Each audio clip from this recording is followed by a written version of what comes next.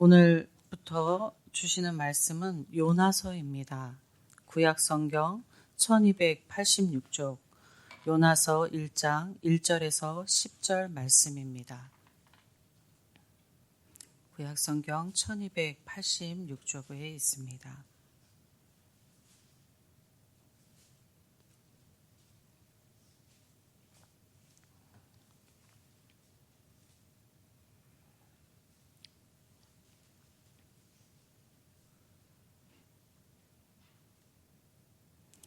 여호와의 말씀이 아맛대의 아들 요나에게 임하니라. 이르시되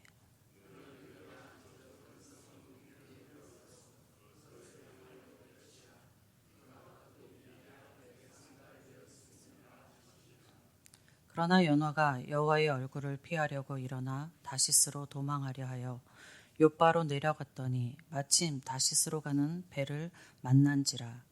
여호와의 얼굴을 피하여 그들과 함께 다시스로 가려고 백삭을 주고 배에 올랐더라.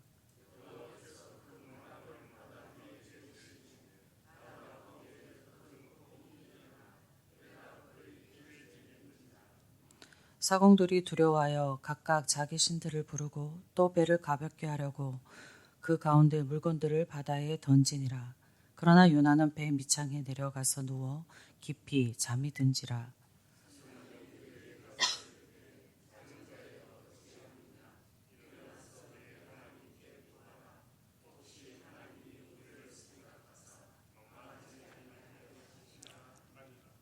그들이 서로 이르되 자 우리가 제비를 뽑아 이 재앙이 누구로 말미암아 우리에게 임하였나 알아보자 하고 또 제비를 뽑으니 제비가 요나에게 뽑힌지라.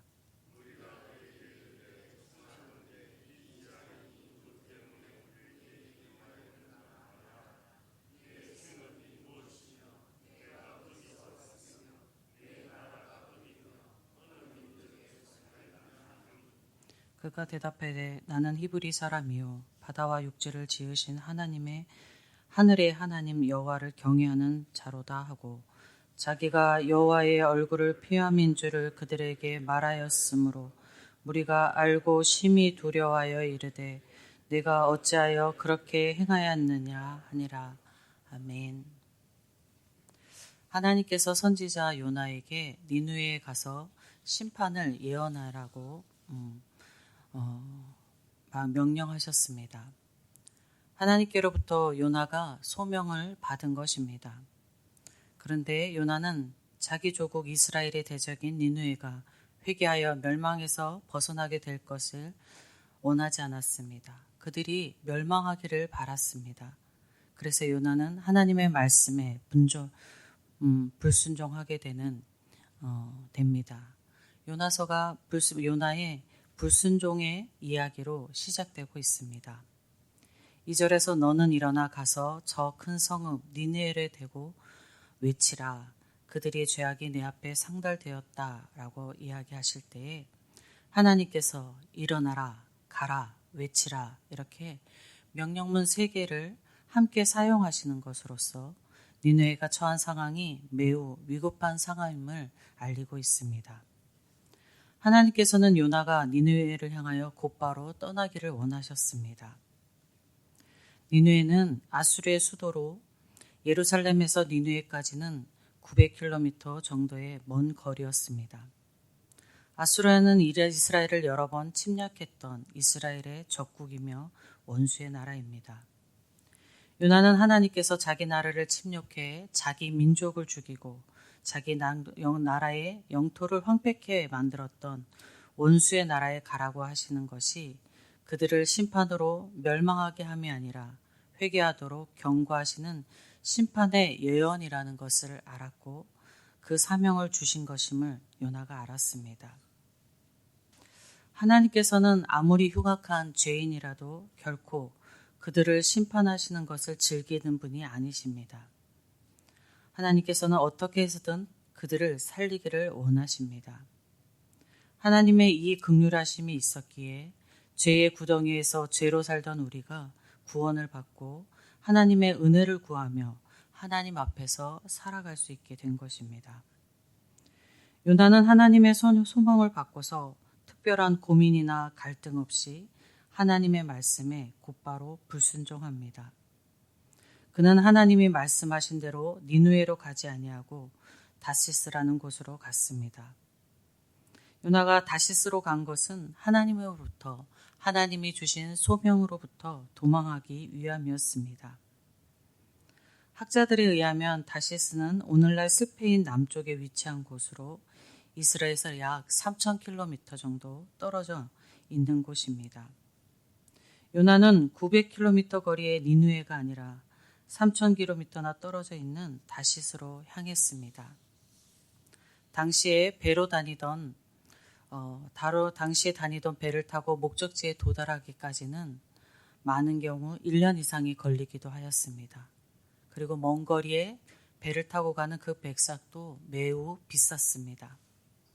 그런데도 요나는 소명을 받들기 위해서 가야 할 곳이 아닌 그 반대쪽인 곳으로 먼 곳으로 가고자 하여 다시스로 갔습니다. 이것은 소명을 이행하지 않기 위해서 요나가 의도적으로 불순종하고 있음을 알 수 있습니다. 하나님께서 그런 요나를 그대로 두지 않으셨고 큰 바람을 바다 위에 내리셔서 큰 폭풍이 일어나 배가 깨질 지경이 되게 하셨습니다. 배가 바다에서 풍랑을 만나는 것은 흔한 일입니다. 그러나 요나가 탄 배가 만난 풍랑은 하나님이 하나님의 목적을 이루기 위해 보내신 그 큰 바람에 의해 비롯된 것입니다. 지금 바람도 바다도 그리고 배까지도 하나님의 목적에 따라 움직이고 있었습니다. 그런데 하나님의 종 요나가 오히려 하나님을 거역하고 있는 것입니다. 당신은 요나는 하나님의 통제 아래 움직이는 배보다도 못한 사람이었습니다.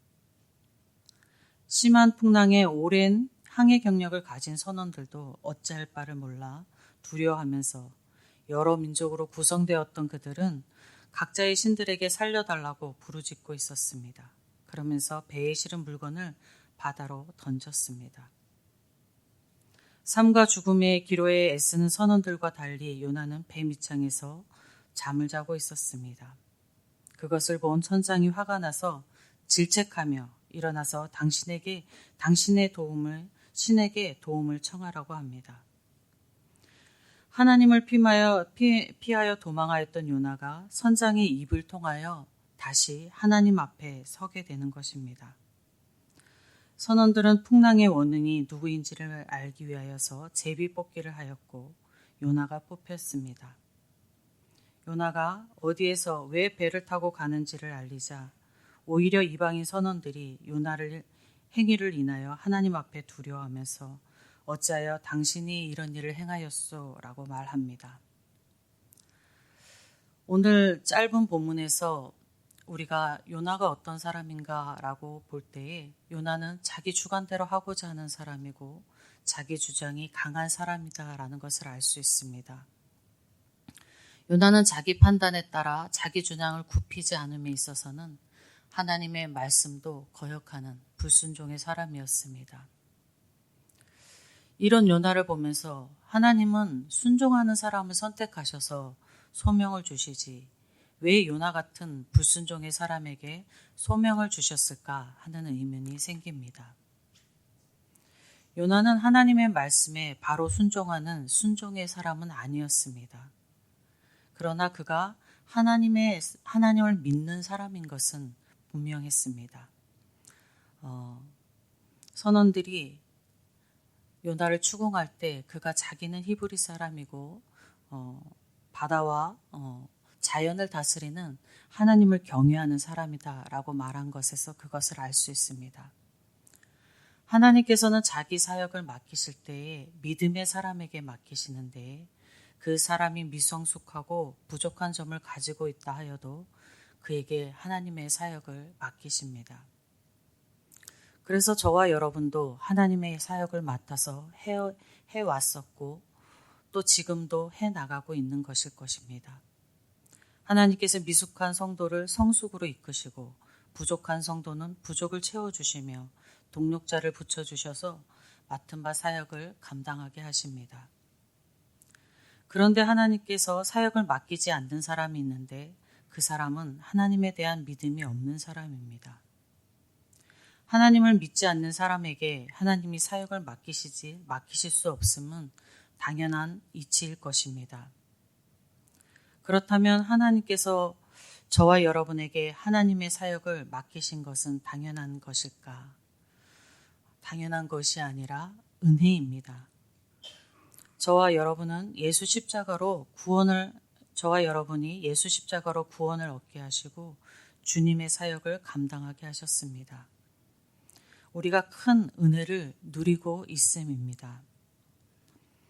우리가 사역하면 거창한 것 같지만 우리가 주님의 공동체 안에서 각자에게 주어진 직분에 따라서 각자의 주어진 자리에 따라서 하나님의 일을 감당하는 것이 하나님께서 우리에게 맡기신 사역입니다.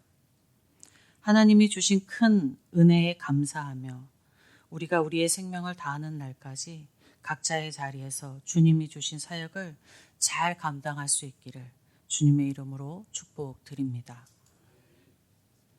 아버지 하나님 감사합니다. 죄인들을 부르셔서 주님의 자녀 삼으시고 주님의 일꾼 삼으셔서 우리 각자에게 부족하여도 미성숙하여도 주님의 일을 맡겨주셨으니 감사합니다. 부끄러울 때 많았습니다. 하나님 앞에 죄송할 때도 많았습니다.